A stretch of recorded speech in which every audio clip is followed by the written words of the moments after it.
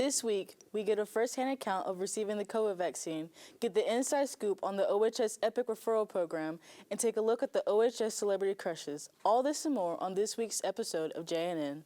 Hello, and welcome back to another episode of the Jack and News Network. Each week, we deliver school and community news to you from room 254 of Oxford High School. I'm Layla Reynolds. And I'm Ashanti Ruffin. Let's get started.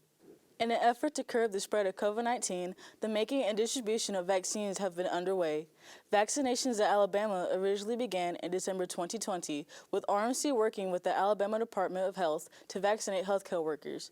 This week, RMC distributed COVID-19 vaccines at civic centers in Oxford, Anniston, and Jacksonville, as Governor Kay Ivey announced expansion of eligibility for COVID-19 vaccines to include people ages 65 and older, first responders, grocery store workers, and people working in education, among others. Several OHS teachers took the opportunity to vaccinate.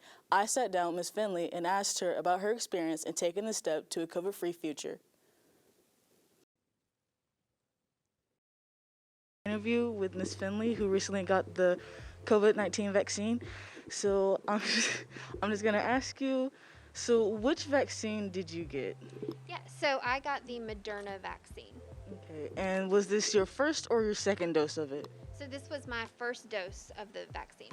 So since it's this your first dose of it, do you have any like symptoms or anything, or like any like pain or anything after it? No, the only thing is I did have just a slight headache for maybe 20 minutes that came probably about an hour or so after I had my injection, and I got it in my left arm since it's my non-dominant arm.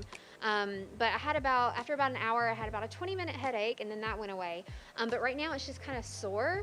It's not preventing me from doing anything that I would do here at school, but I can tell that I had a shot. And so do you think that the pain will last like for days or anything, or just like a short period of time? Yeah, so they did, when I got they did a really good job of telling me what to expect as soon as I did get the shot. But they said that my symptoms for the first dose should last just for the evening and maybe into tomorrow. And so that's just kind of what I'm expecting now. So I don't think that this is going to last very long.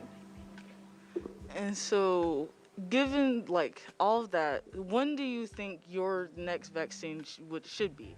Yeah, so they also, when I went to the Civic Center this morning, they gave me a card when I got there that told me I needed to come back in 1 month. So I got it, today is February 9th, so I go back on March 9th at the same time, same location, and that's when I'll get the second dose of the Moderna vaccine. Taking this step as far as like being more proactive, I guess I could say, in stopping the spread of COVID-19, do you think that this is like a positive, like good step in like I don't want to say like eradicate, but like taking away the risk of COVID-19 as a teacher? Yeah, so absolutely. You know, I really wrestled with if I wanted to get the vaccine or not, and I just felt like it was the right thing to do. I did my research. I went onto the CDC's website and I looked at, both vaccines and just really went straight to the source, did my research, and I feel comfortable. I feel confident with my decision, and I do think that it's going to help. I believe as of right now, the first shot gives me about a 54% efficiency rate on not getting COVID, and then the second one will give me a 96 effective rate, which is pretty great. And so, yeah, I do think that it is, it's just me doing my part. But again, I was just really nervous, but I've done my research, and I think that this is something that's helpful. And, I just think back to, when we had, smallpox vaccines and polio vaccines. There always had to be that first wave of people to get them, to be I don't want to use the term guinea pig, but to be that first wave of humans that take on the vaccine just to see if it works or not. And if it doesn't work, it doesn't work. But at least I know that I'm trying to, kind of what you were saying, just kind of do my part to stop the spread of COVID. And to those that are eligible to get the vaccine, what would you say to the people that feel still kind of like iffy about getting the vaccine themselves if they're eligible? Absolutely. I would just recommend do your own research. Go straight to the source. There are great resources out there for like the Alabama Department of Public Health. RMCcares.org is a great website to go to. That's where you actually go to schedule your appointment. I believe they're doing another round of vaccinations coming up in the next few weeks. But go to the CDC's website and just do your own research on vetted websites. Because at the end of the day, it's your choice. It's what you feel is right. And what made me feel more confident is just, scrolling on the internet and finding those resources that help me make my decision. All right. Thank you, Ms. Finley, for giving your insight and letting everybody know, like, that something that shouldn't be afraid of, but, like, it's still, like, a good thing to take a step forward. So thank you. Thank you. For more information and the expanded list of groups eligible for COVID-19 vaccines, go to rmccares.org. I'm Justin. Let's get started. This week for sports, as wrestling is coming to an end, they're set to wrestle in the individual state tournament next week on the 18th in Huntsville at 12. Varsity basketball boys came out with a great win in their first playoff game this season at home against Pell City Tuesday. Their next game is tonight against Springville at home. For our Lady Jackets, they also won their first playoff game of the season against Southside. Both the boys and the girls teams are undefeated at home and are first in their 6A area. As spring is approaching, so are the spring sports, as baseball, softball, and soccer have been going on with practice. Baseball was scheduled to have a game yesterday, but was canceled due to weather. Softball will have their first game this Saturday at Chocolaca Park. Junior varsity at 11 and varsity at 1. Girls soccer will be starting today as well. Also, congrats on our cheer team for a tremendous season as they ended the season at state placing 8th. That's all we have for sports this week. Layla and Ashanti, back to you. Senior year is soon coming to an end, and every senior is trying to find ways to commemorate this unique school year. Well, why not get your own personal page in the yearbook? The yearbook staff is offering yearbook recognition ads for seniors this year.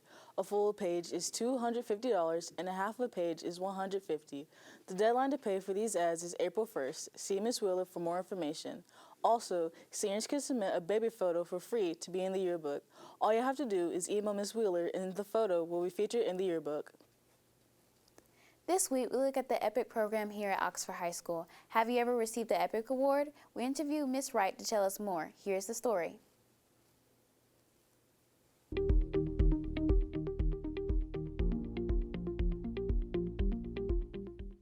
Well, my name is Joy Wright, and I am a special ed teacher here at Oxford High School.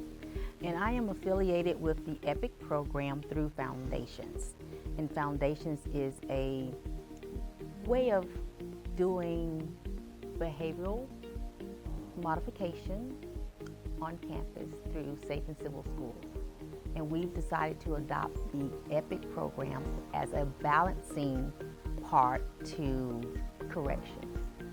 We are going to award our kids for being above and beyond the expectations of what we ask them to do. So we call that EPIC. In order to be EPIC, we're looking for students to go above and beyond the expectations. If you walk around our school, on the walls you will see some posters that will say, this is the expectation for this particular area. For instance, in the hallway, we have 4 categories of being safe, kind, responsible, and engaged. And under those, we have the expectations of what safe, responsible, and engaged would look like. And if we see a student going beyond that, that's an EPIC behavior. So we want to catch our students doing extraordinary behaviors, and we want to award them for that, and that's the EPIC program. The EPIC program has been, we're on our 3rd year, and it has grown. This year is a little different because of the timing, but we still want to recognize our students for exhibiting those behaviors. The program is geared on receiving a card from a teacher. Most teachers might have their cards on the lanyard that they were given, and the card is given to the student. They will then see that they were written up for being responsible or kind or engaged in whatever area.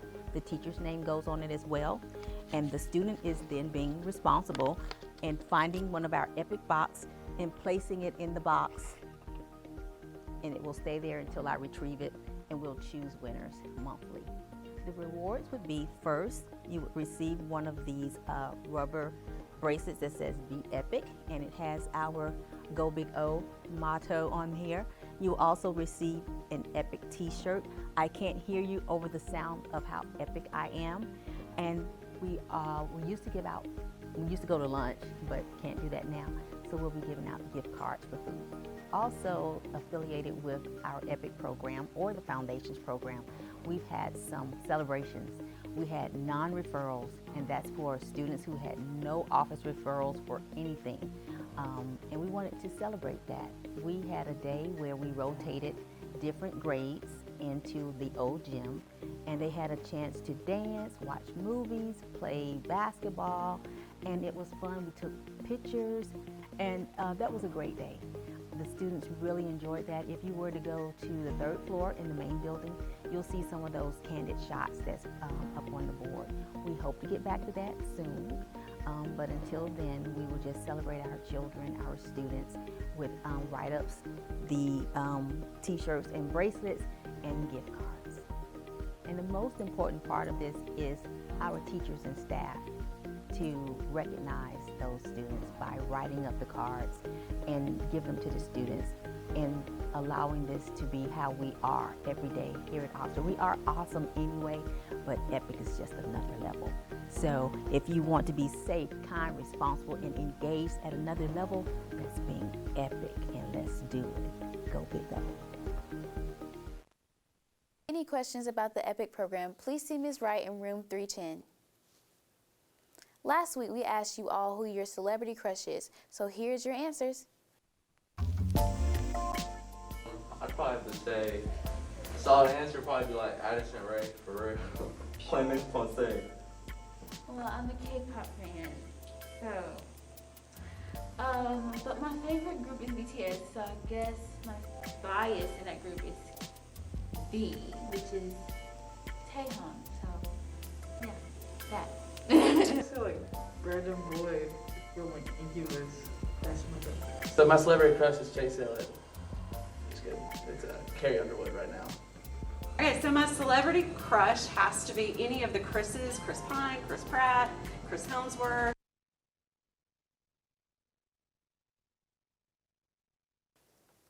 This week's question of the week is, if you were an animal, what would you be and why? Respond using the hashtag JNNQOTW or see a member of the JNN crew.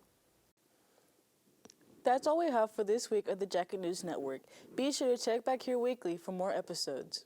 Also, follow us at OHS Jacket Media on all our socials to stay up to date on all that's happening at Oxford High School. Have a good week and go Big O!